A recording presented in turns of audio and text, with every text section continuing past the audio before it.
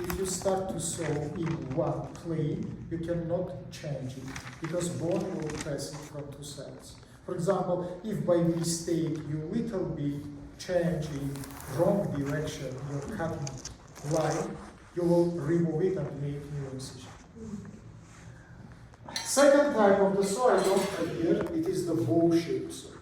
You know, in our homes we use it to cut some metallical structures, yeah? In bow-shaped saw there are one advantage which is better than this one. So you can fix in different direction. Vertically, horizontally, obliquely, and you can start the sewing in some direction. But again, if you start to do it in one direction, it is impossible to be changed. So the name? Which one? This is hand saw, we have bow saw. This saw we call the wire saw. By author we call it the saw of Gilli saw. It is unique. It has the form of the wire with very sharp margins, and it has one specificity.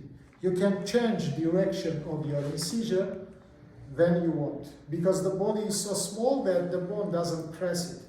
And for example, I can start my sewing by horizontally, then go vertically, obliquely, how much I want. And I can form the hard flaps from the bone tissue. For example, I can make the tracinational apertures. That's I remember, please. And usually, by this saw, I make the cutting of the bones from inside to outside, not from outside to inside. What is necessary for this? First of all, before I use this saw, usually, if you cut the plate bones, I must do drill apertures using the medical drills. I have it in the box. I don't put it here because I think you see in your home the drills.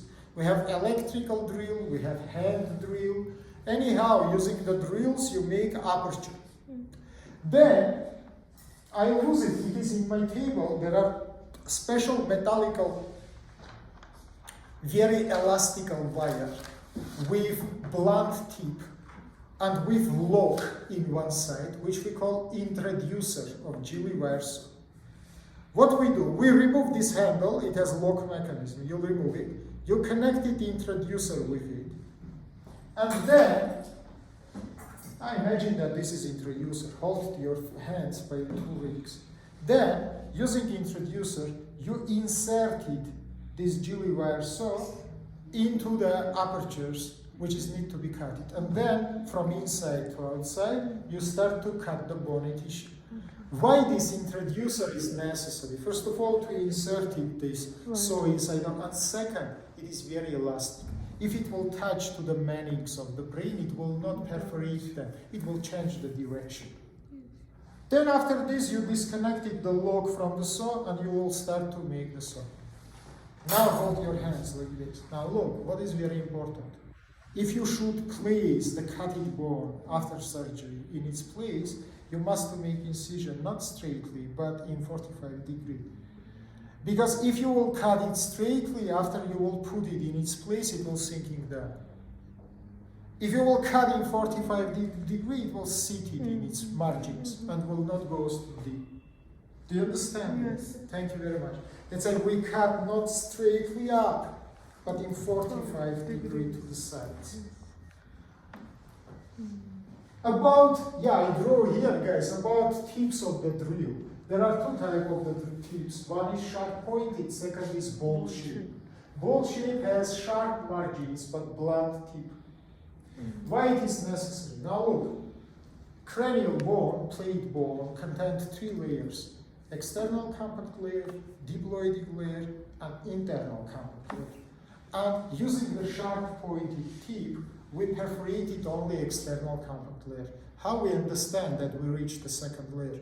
Pieces of bone will stand red, because diploidic layer contains vessels. Then you will reach it, you will see that coloring of the bone from the white color come to the red color. In that time, you change first tip and apply the second ball shape. Ball shape tip, mainly you enlarge a little bit, goes to deeper, you perforated the diploidic layer, and how you understand that you reach the internal compact? Again, you see white pieces of the bone. So internal compact layer also doesn't have the vessels. In that time, guys, you finish to make the drilling. What are you doing? how you break the eggs to eat. Samely, using the probe, you break internal compact layer. Using the dissecting forceps, you remove the fragments from the wound, and your aperture is finished. Is it understandable for this? So remember, please, internal compact layer, we mainly not drill, but we break. Do you understand what I mean? Thank you very much. Let's continue, guys. Different types of bone forceps. For example, this is the listed bone forceps. We use it, for example, to cut the ribs. It has curved form, which is called Doyen's rib forceps. Again, if it is duplicated structures, yeah, you will use the curved one for better manipulation. This one we call the Jansen's forceps. It is a little bit curved. And this one we call bone nibbling forceps. Bone nibbling forceps has the spoon-shaped tips. If you look inside, you will see like spoons, depressions.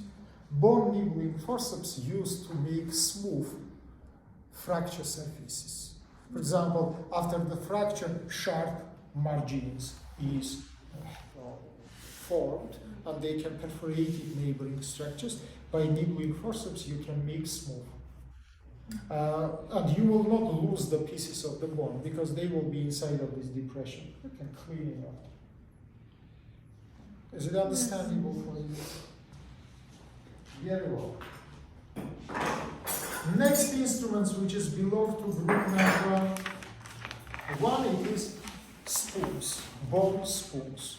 Exactly this one we call the Volkmann's spoons. In both ends there are the spoon. There are another form, also beer spoon. It has handle and only one spoon.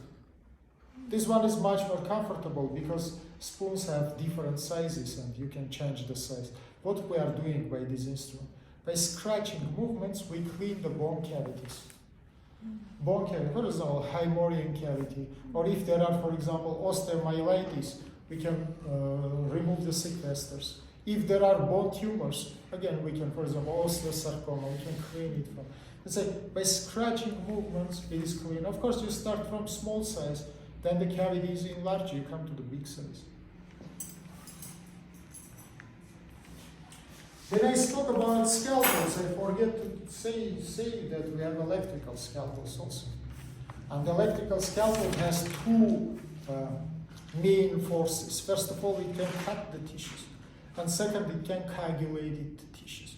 But it's forbidden to cut the skin with this instrument because it will burn the skin and after the ugly scars will be formed. Only the deep layers we can.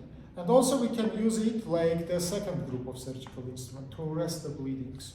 If you apply it into the bleeded vessels, it will coagulate the wall of the vessel and will stop the bleeding. But it can be used only for small diameter vessels. Because if you will coagulate it big or middle diameter vessels, during the surgery you will not see any bleeding. But after the surgery, then the pressure will be increased because of activity of the tissue. We can have formation of secondary bleedings. So remember, please, big and middle vessels should be ligated or sutured. Coagulation is forbidden. Now let's come to, do you have any questions from group number 1? No, sir. If no, write please. Second group is the group number 2.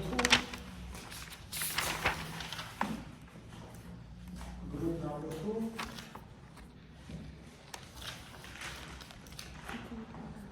We work up to health past 3, yeah? Yes.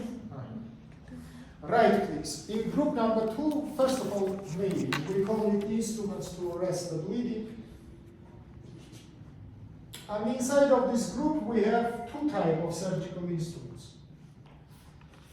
First, we call arterial forceps.